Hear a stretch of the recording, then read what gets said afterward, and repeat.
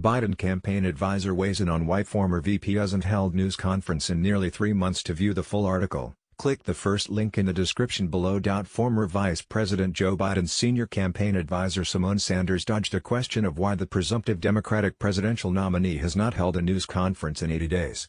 Biden has maintained a relatively low profile on the campaign trail during the coronavirus pandemic, holding occasional virtual events, but has not addressed questions from national media either in person or online. When asked about this by Fox News Sunday host Chris Wallace, Sanders began by pointing to Biden's interactions with voters, not reporters. Biden forms early White House transition team. Just because we're campaigning virtually does not mean we are not meeting actual voters across the country, Sanders said. Vice President Biden has campaigned in Michigan and Florida. Dr. Jill Biden has campaigned in Colorado and Texas. So the reality is what we have been doing is following CDC guidelines. When asked a second time why Biden has not held a news conference in 80 days, Sanders said that Biden and his campaign take pride in prioritizing local media.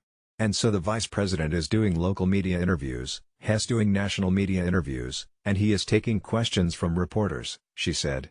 Earlier in the interview, Sanders took President Trump to task for holding a campaign rally during the pandemic, while defending Biden's support for large-scale protests after George Floyd's death.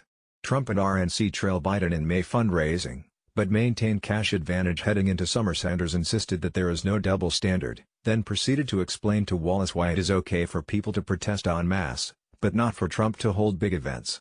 There is no double standard here, she said. Protesting is an American right. The American people have the right to go out and raise their voices.